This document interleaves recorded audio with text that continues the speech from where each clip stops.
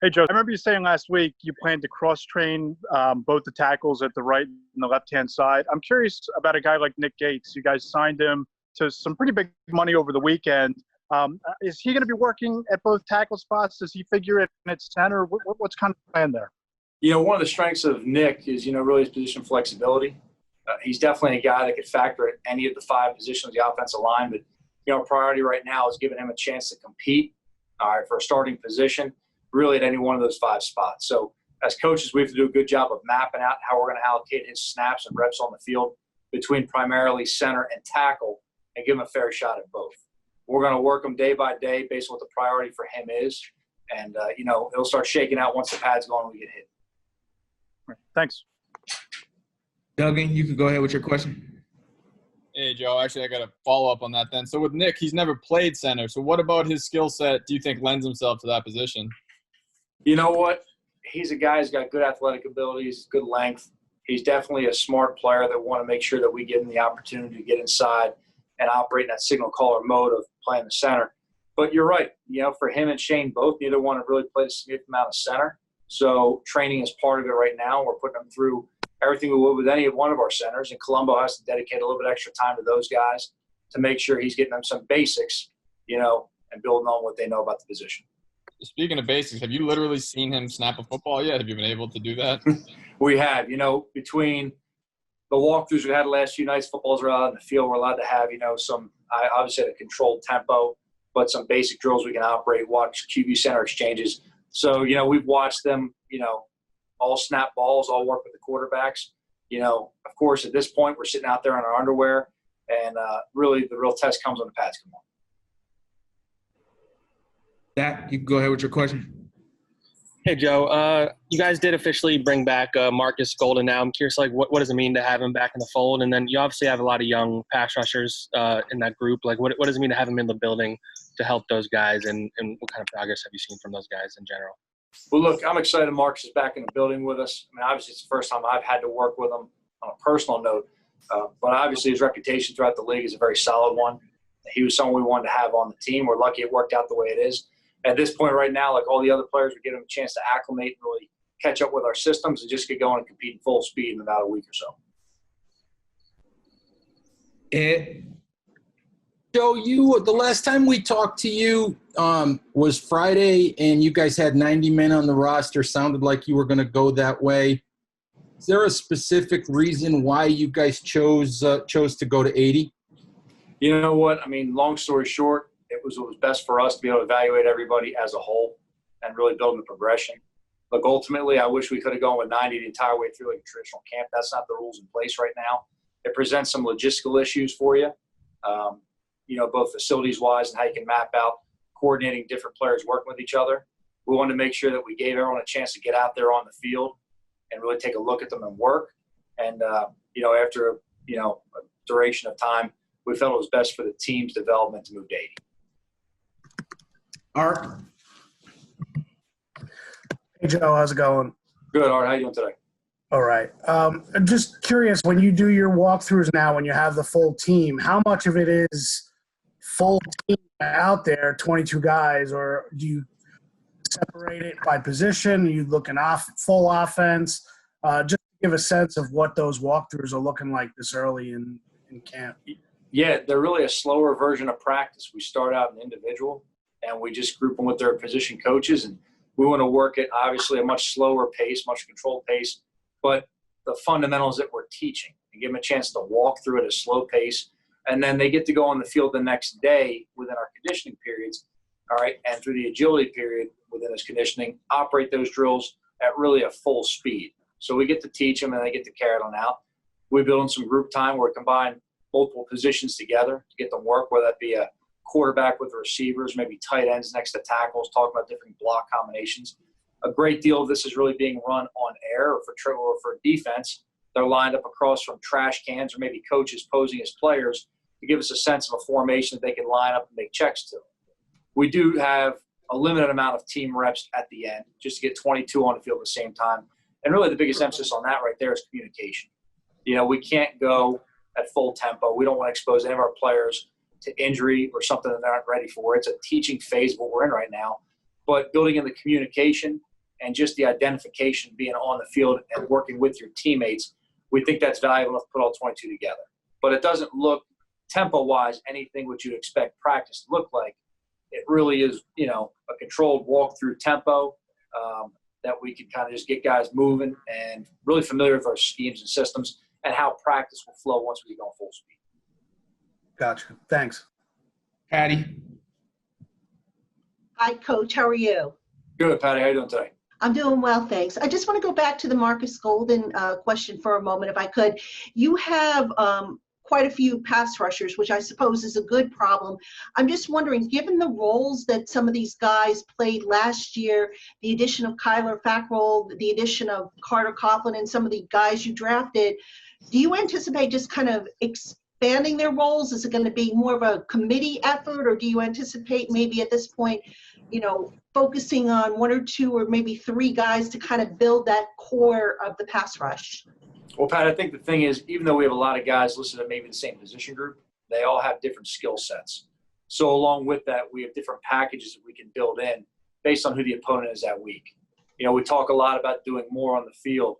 They have a skill set for rushing the passer, but they're not exclusively a pass rusher. These are guys that are going to play in kicking game. These are guys that are going to factor in, all right, in, maybe different run stopping units, different packages to put on to match the offensive personnel. And again, building depth at significant positions, is something we have to do. There's going to be several of these guys that as we go, we'll see how they're factoring out in the outside backer position. Maybe some of those guys that'll get shifted inside, we'll see how they can fare at the inside backer position as well to build our depth on the roster. At this point, we're going to give them a chance to just go ahead and get their feet wet at the outside backer position. But again, we're not limited to what we can do. We want to make sure we find out what every player can do well, and then we put them on the field in position to execute that. Jordan. Hey, Joe. How you doing? Hey, Jordan. What's going on? Not much. I know this is kind of your first time really actually getting to see Daniel Jones, like firsthand of what he can do. But you've obviously watched him on tape. You had an off season where, you sent him off to do whatever it was you want him to work on. What are you looking for him to improve this season, and where have you focused on him working both this spring and now this summer? Well, I think the biggest thing he gets to actually work on right now is being out there with the team, calling a play in the huddle, breaking the huddle, getting to the line, identifying the defensive front, making any checks on the line of scrimmage, and then executing a cadence that everybody can work off of. And just things that may seem so small right there are the fundamentals that you have to start every successful play with.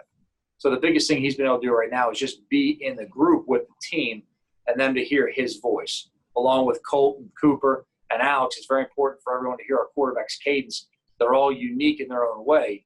We've got to make sure they get used to hearing the play call in the huddle, and then we get used to hearing the cadence on the line of scrimmage. At this time right here, the most exposure our players are getting as far as working at a full tempo with each other is in our on-the-field conditioning periods. And we're allowed to use footballs in some of those periods for some agilities, and that allows us to run, somewhat of some routes on air. And, just building in the timing with his teammates, that's good. Remember, it's a new year for everybody. It's a new year for Daniel and the receivers. They have to get some chemistry established and, built, whether they were together last year or it's a new guy added to our roster. That's important for everyone to understand that, we're starting completely over right now, and we've got to start from ground zero. I'd say with a quarterback, there's never just one thing. With all of our players look for total improvement as a player. With a quarterback, it's such a mental game.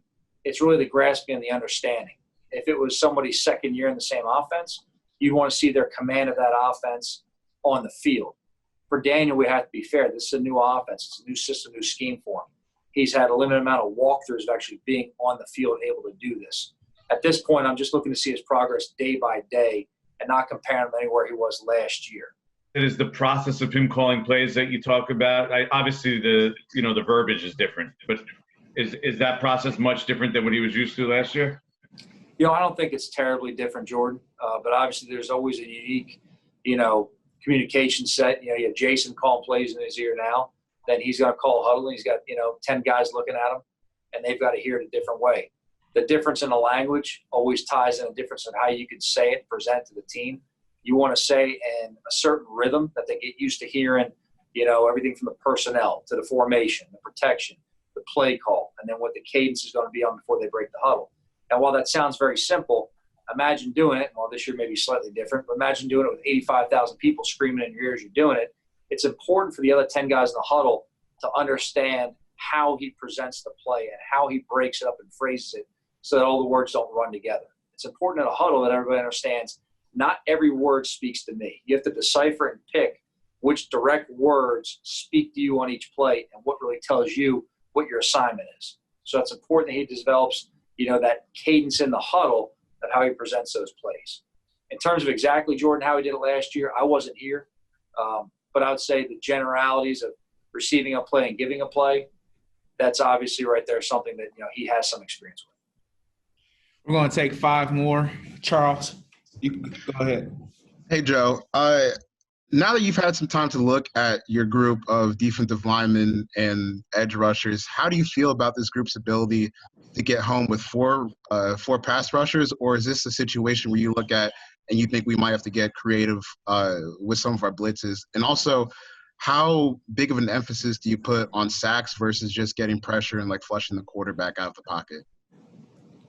Well, I think I'm going to kind of work backwards on that answer. And in terms of sacks versus pressure on quarterbacks, I think pressure is the number one thing you have to think about in terms of applying pressure on your opponent.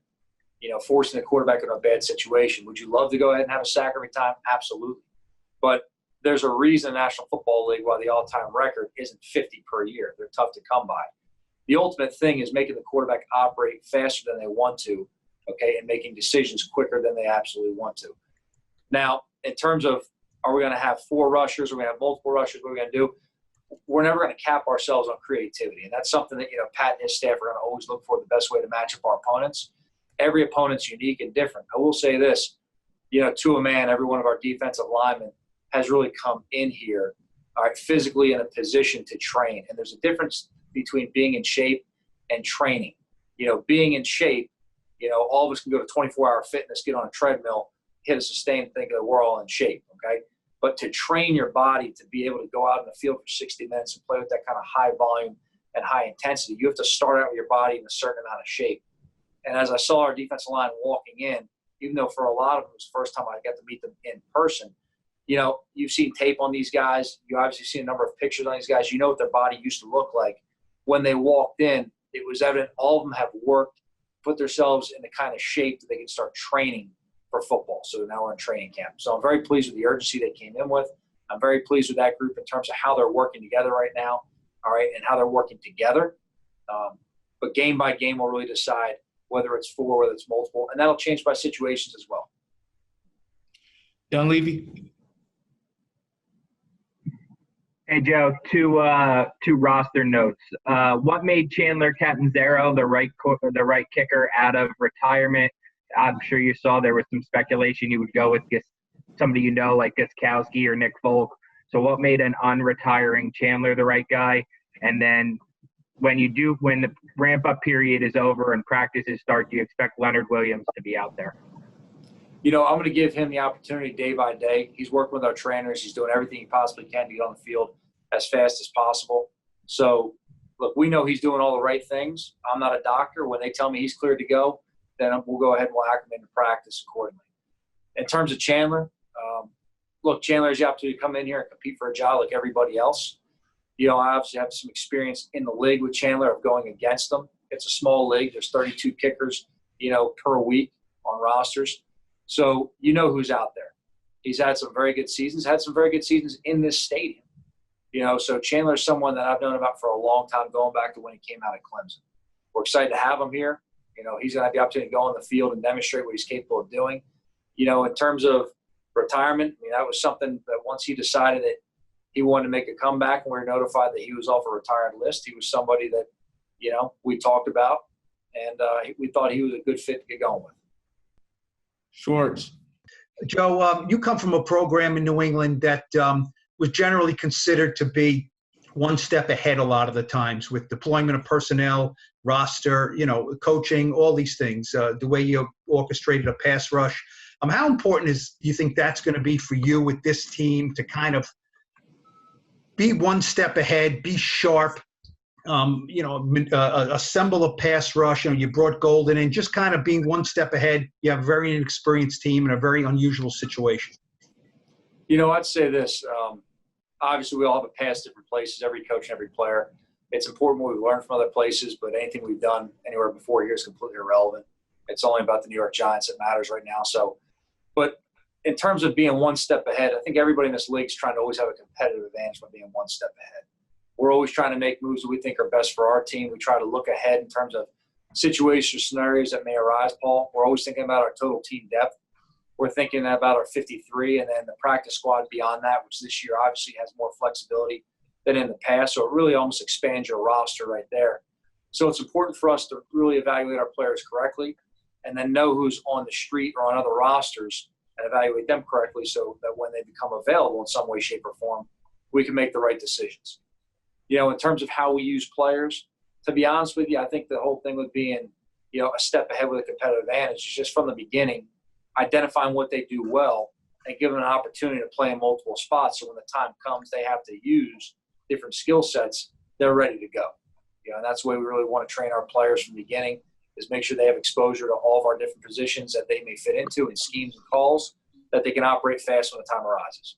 One quick follow-up. Do you try to parlay that into the front office and everything too you're working with now that, you know, they got to bring players in, pro personnel, you know, scouts, that we need to be really sharp here? You know, I mean, we need to be sharp because maybe we don't have the experience or things. We're a new coach system. Just let's, you know, we all got to raise each other up here. Yeah, I'll tell you what, since I've been here, we've had great synergy in the building. We have a very, very good working relationship across all aspects, personnel, coaching, support staff. You know, we're making sure we're all on the same message going forward. We talk on a daily basis about our personnel. We talk on a daily basis about who's, you know, what's going on in the rest of the league, whether it's the waiver wire or maybe different calls that have come our way. It's a natural part of the NFL. There's a lot of talk with personnel, especially this time of year. But we've had a great working relationship. Very, very pleased with how it's going. I think we all have the same vision of where we want to take this team, how we want to make it up, and how we want to build it. And look, we're at a point right now where we're focusing on training the guys we have on our roster. But that includes us being part of the National Football League. You have to be aware of what's going on outside of your roster at all times. Thanks, Joe. Pat Leonard. Hey, Joe, I read the other day, I think Peter King had written that the Saints are kind of semi-sequestering their full staff and players. It's not mandatory for the staff, but they're encouraging it. Did you guys talk about that idea of having people not go home to their families, at least for camp? Or are you prepared to pivot to that if that's what the league goes to? Just curious of the decision between whether to do that or not and whether you think it's necessary or maybe. You know, Pat, I'd say this, and I read the same articles about the kind of pseudo bubble some teams are trying to create. To be honest with you, if it's not completely isolated, like the NBA and the NHL are working in, it's not a bubble. You know, it's really just a way of just having training camp and trying to stay isolated. Look, if it was a non-COVID year, we'd be trying to keep the team as isolated as can be, just to keep the focus on what we're doing and build that, you know, training camp atmosphere that we have to have. I'm not mandating any coach stays in the hotel. All right, obviously by league rules, no player is mandated to stay in the hotel. But our players have either opted in or opted out of the hotel stay. The ones that are in the hotel have a curfew. We've expressed to the ones on the outside that, you know, they have to make the right decisions when they're away from the building in terms of how they structure their nights. I'd say the biggest message I've had to everybody, whether it's my coaches, all right, the support staff, the players, it's not about being in a bubble this year. That doesn't exist. It's about making the right decisions away from the building and making sure we don't bring something into the building. Again, I said this last time, you know, personally, it's not my right to go out and get something to eat and put myself in an atmosphere where I may bring something back to the team and cost them an opportunity on what they want. That's not my right. I'm not entitled to do that. And we have to all understand that all of our decisions impact each other. We're all in training camp. There's 32 teams right now. Everyone's working towards the same goal. All right. No one within this building is entitled, all right, to cut short our team's pursuit of that goal, all right, by making a selfish decision away from this building. You know, the NFL has released some guidelines for players in terms of the COVID, in terms of where they can go, the amount of people in a crowd and all that. And look, as coaches, we have to be smart about that. You know, and there's other teams out there that are, you know, having hotels. Look, we have a hotel too. You know, we have multiple floors on a hotel right down the street, rented out for our players and our coaches, should they choose to stay there. We have people on this team, players and coaches, that have wives and children. Everyone wants to go home and see their wife and children. I want to go see mine as much as I can. The reality is there's sacrifices we're going to have to make this year. And we have to determine individually if that means I have to spend a little bit less time, okay, or make sure that I don't surround myself with other loved ones who aren't going by the same guidelines I'm operating on a daily basis, then that's a sacrifice we have to make. That's not easy. But look, let's be realistic. You got guys on oil tankers for months at a time. You got soldiers overseas, okay, making a lot less money, or who don't see their families either at times. Now, I'm not suggesting people don't see their families. I am suggesting that everybody, all right, on the team and family away from the team that we're going to see has to make decisions responsible, okay, to account for the sacrifice of being part of the National Football League this year. That's just a reality. We have to all understand that, okay? And the challenge, okay, is going to be real. This will be the last question. Bruce Beck, go ahead. Hey, Joe. I know it's not full tempo, but what do you see from your team in terms of morale, in terms of energy, in terms of attitude at this point? Look, I see a lot of energy to come in and improve on a daily basis, and that's what we preach from day one. It's day by day. We've got to stack them together. We've got to take a step forward every day. And I see that from our guys in every meeting, every walkthrough, and every conditioning session. And that's all I can ask from right now. There's an urgency to improve. There's an urgency to learn. We've had a lot of guys already reaching out to coaches on their own for extra help. We've had players in meeting rooms doing extra together. You know, you can see the things you want to go ahead and breed within your culture coming together already. Okay, that's important. Now, that's got to sustain over the test of time. You know, a few days together doesn't solve all problems. But as far as a starting point, I'm very pleased with that in the direction that we're going. We've just got to be diligent on the day-by-day process of coming in with good energy, being attentive, and making sure we learn and then can execute at an improving level on a daily basis. Thank you, Joe. Thanks, everyone. Thanks, Coach. Thanks, guys. Hey, guys, hope everyone's safe from the storm. I know a lot of you guys probably lost power last night and all. Hopefully not too many trees down, so hopefully everything's going well. And, again, hope your families are safe. Thank you. Thanks, Joe. Thanks, Joe. Thanks, Same you too, buddy. Joe.